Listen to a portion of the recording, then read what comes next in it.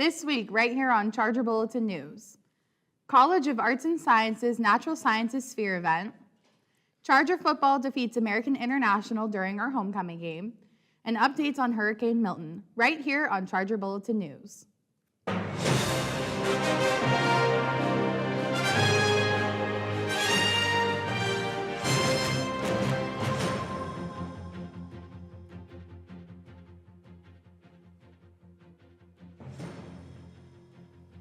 Welcome back to another live episode of Charger Bulletin News. My name is Michael Crowley. And I'm Hayden Leach. Let's jump right into this week's stories. School shootings are on the rise again, and universities are becoming major targets for gunmen. Alabama State University was hosting their annual homecoming week when last Saturday, October 5th, 2 gunmen opened fire at the events. The local department, Montgomery Police, responded to the call, and the 2 suspects were arrested with no injuries or fatalities reported by both the police department and university police. The university's public safety unit has been tracking the case and ensuring all students on campus are safe. If you or anyone on campus sees or hears anything suspicious, notify Campus PD immediately, as this ensures our campus community will remain well protected. You can reach Campus PD by calling 203-932-7014. We at CBN just recently covered a shooting that resulted in a death not far from campus. Gun-related crimes are imminent, and when traveling off campus, please make sure to stay vigilant of your surroundings, and if you see something, say something. Stay safe, Chargers. Interested in all things science that make up the physical world? Join the College of Arts and Sciences next Wednesday, October 16th for their Natural Science Sphere event down at the Canal Dock Boathouse. They'll be kicking off the event with festivities at 11:30 with interactive demos, a digital escape room, collaborative art, and trivia at the top of every hour at noon, 1, and 2. Have class? Not a problem. Students are encouraged to visit any time between 11:30 and 2:30, and you can leave whenever you must. With limited parking at the wharf, there will be a shuttle from campus that leaves every 20 minutes, bringing the students to the event, and the shuttle will leave from the library stop, so make sure to be there, ready to engage in community events and inspire collaboration. If you missed the window to RSVP yesterday, email Emily Carlisle at acarlisle@newhaven.edu. They hope to see you there. Now, let's shift over to what's been going on in the world of sports.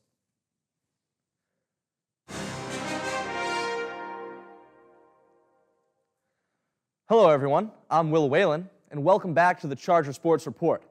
Before we dive into that, there's been some updates in the realm of WWE. Dwayne "The Rock" Johnson made his return to World Wrestling Entertainment Television last Saturday at the pay-per-view event Bad Blood. After being off screen since WrestleMania back in April, The Rock returned after a match involving the Bloodline, a wrestling group that involves many of The Rock's Samoan family members, but most importantly, The Rock's cousin Joe Anoa'i, better known by his ring name, Roman Reigns. The Rock has been very active with the WWE in the last year compared to years prior, as he is now a board member of TKO Group Holdings, the joint company of both WWE and UFC. When The Rock is on screen, ratings fly, especially now that he is a board member. This is a mutual gain relationship for The Rock and everyone else in TKO Group. To see updates on what's going on with The Rock and his cousin Roman Reigns, make sure to check out WWE SmackDown tomorrow or any Friday at 8 p.m. on Peacock and the USA Network. Back to Charger sports. Last Saturday, Charger football dominated their competition during the annual homecoming game. Mikey Caines led the Charger football team in yards and touchdowns, running 106 yards and scoring 3 touchdowns. Caines was named the Avello Player of the Game. The Chargers finished off the day with a 56-0 win against the American International Yellow Jackets. Charger football will return October 19th, facing Southern Connecticut State on their home turf, Judow Field, with a 1 o'clock kickoff. If you need some school spirit, make the small commute to New Haven to support our Chargers. This past Monday, women's tennis also took home a win against American International. This win boosted their record from 7-0 to 8-0. In the doubles one, New Haven took the win with Valentina Ferrarina and her partner Lenny Bischoff, alongside Risako Umakuni and Victoria Tagoras, scoring the doubles 2 win. Tuesday afternoon, they took home another 7-0 win against the Southern New Hampshire Penmen. Tennis will travel to Mount Berry, Georgia for the Intercollegiate Tennis Association Cup this weekend before the start of the NE10 Championship first round next Wednesday. Tennis will go into their competitive season with an undefeated record. Good luck, women's tennis. Charger Baseball honored their legendary coach Frank Porky Vieira during a scholarship endowment ceremony September 29th. It was also during this ceremony that the team was awarded their 2024 NE10 championship ring. This is the first time since 2017 that the New Haven baseball team has won an NE10 championship. Coincidentally, the championship win also happened to be 11 years to the day they won the conference for the first time. The boys will return to the Diamond for their 63rd season this spring in hopes of winning back-to-back titles since joining the NE10 for the first time in 2009. Lastly, our men's soccer team secured another win this week against American International this past Tuesday.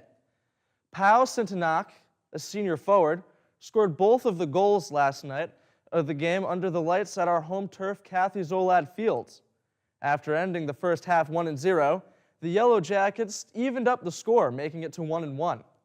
Pressure was hard on the Charger defense going into the second half of the game. In the last 12 minutes, Santanak scored the game-winning goal, securing the win.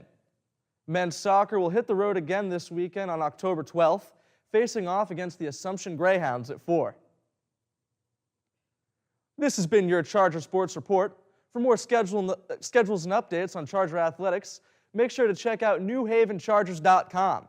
I'm Will Whalen, and we'll see you next week with more updates in the world of sports. Now, let's see what's new with entertainment.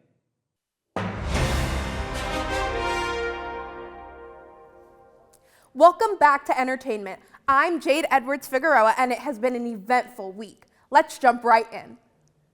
I hope you're ready for some exciting news that's about to make your inner royalty jump with joy, because The Princess Diaries 3 is officially in the works. Yes, you heard that right. Grab your tiaras because we're heading back to Genovia. It's been almost 2 decades since Mia Thermopolis taught us that being royal isn't just about fancy gowns and etiquette classes. Sometimes it's about riding scooters, eating corn dogs, and of course, dealing with a surprise coronation. But Disney has finally confirmed that a 3rd installment is on its way. And get this, Anne Hathaway herself confirmed it on TikTok. Last Friday, she posted a fun video dropping hints about returning to Genovia. Fans went wild, and honestly, who wouldn't? Our favorite princess is back. With Anne on board, it's safe to say this next chapter in Genovia's royal saga is going to be just as magical as ever. And who knows, maybe we'll even get to see Queen Clarice back in action too, because let's be real, a Princess Diary movie without Julie Andrews is like a cupcake without frosting. The highly anticipated film Joker, Folie à Deux, released this past Sunday, and to viewers' dismay, it is not doing too well. The film, a sequel to 2019's Oscar-winning film Joker, has only been in theaters for 4 days and has received a slew of poor reviews. According to Rotten Tomatoes, Folie à Deux has 33%, and on Google, a 28%. The film also received CinemaScore's first D rating for a comic book movie. Its predecessor, Joker, made $96 million upon opening with a $60 million budget. This sequel only made $40 million upon opening despite its $190 million budget. Folie à Deux is a musical adaptation of the Joker and Harley Quinn's love story, starring Joaquin Phoenix and Lady Gaga. In a review for The Slack, writer Dana Stevens stated, quote, "By any reasonable measure, this is a terrible movie. Too long, too self-serious, and way too dramatically inert. A regrettable waste of its lead actors' boundless commitment to even their most thinly written roles," end quote. Stevens is not the only person with a negative review. In a review for IndieWire, writer David Ilrich called the movie boring, flat, and such a criminal waste of Lady Gaga that we should demand a public hearing. Have you checked out the film? Unless you already have tickets, it sounds like you might want to wait for it to hit streaming services, coming to Max November 25th. If you've been keeping up with the P. Diddy case, we have plenty of updates for you. Diddy, who was arrested on September 16th, is being charged with racketeering and sex trafficking offenses, but we already know this. So here's the update.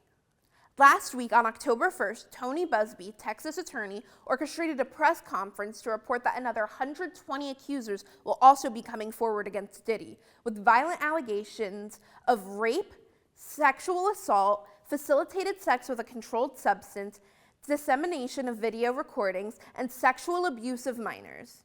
It's also being reported that celebrities in attendance of Diddy's white parties and freak-offs are settling things with the victims outside of the courtroom to keep their names private. We will keep providing updates as we get more information regarding the cases.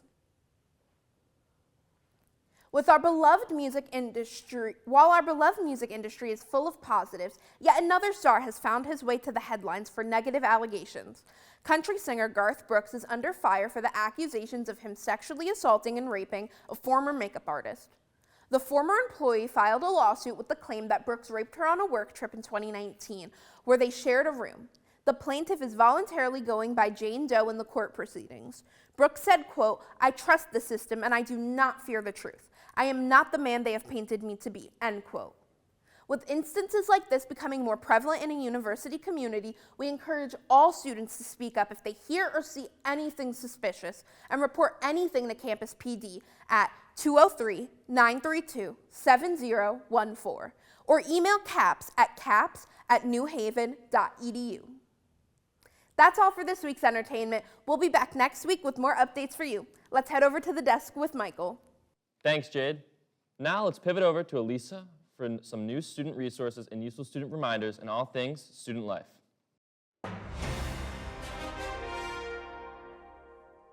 Thanks, Michael. I'm Elisa Broche, and let's get started with what's going on this week in student life.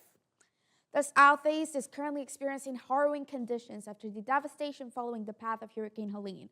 The death toll rose to grim 227 victims as of this past Tuesday, October 8th.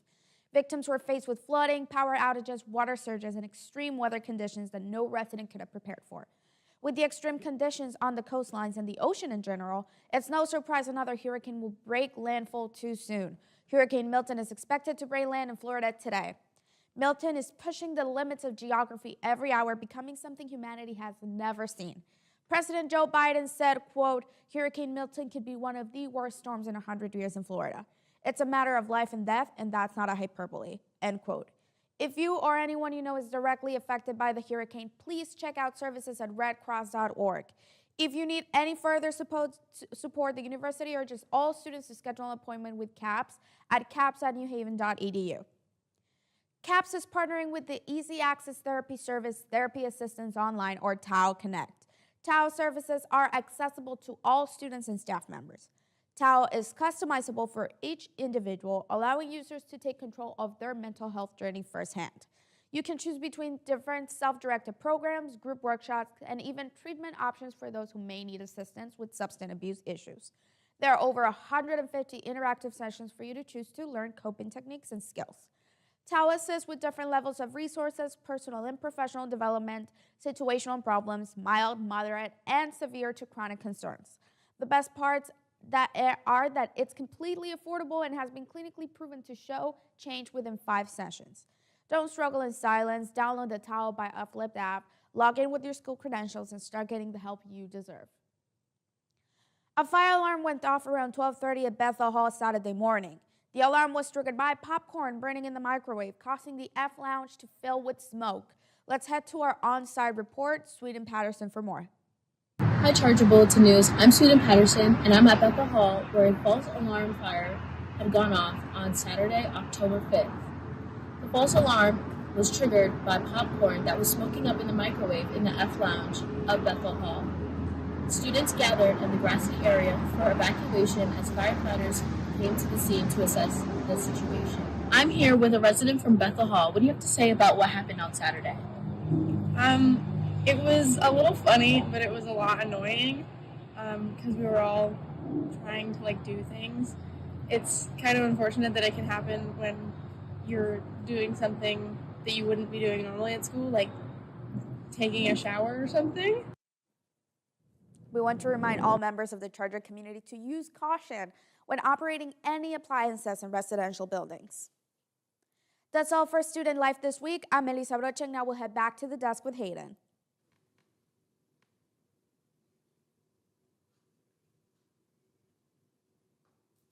Here at the University of New Haven, we always like to be charged up. But Panera customers did not feel the same way about the company's charged lemonades. After a viral post on TikTok, the drink gained mass following. The virality of this drink led to a common issue of overconsumption. Panera soon found themselves in a lawsuit after the wrongful deaths of multiple customers. What many don't know is that a typical 8-ounce cup of coffee has about 95 milligrams of caffeine. One serving of Panera's charged lemonade has between 260 and 390 milligrams of caffeine. For University of Pennsylvania student Sarah Katz, the high milligram count of caffeine ultimately sent her into cardiac arrest, where she would later succumb to her attack. While she is not the only one who has suffered this fate, her case is the first to be settled within the lawsuit. Currently, no payouts have been made to public knowledge. While caffeine can be a necessity with the demands of school, we encourage all Chargers to be cautious of the products they buy and the amounts that they consume. Calling all forensics majors. The Henry C. Lee College is hosting their 32nd annual Arnold Markle Symposium tomorrow in Bucknell Theater from 8:30 to 3. If you're indecisive about attending, we have just the right thing for you. Let's roll the clip and see what the symposium has in store for us.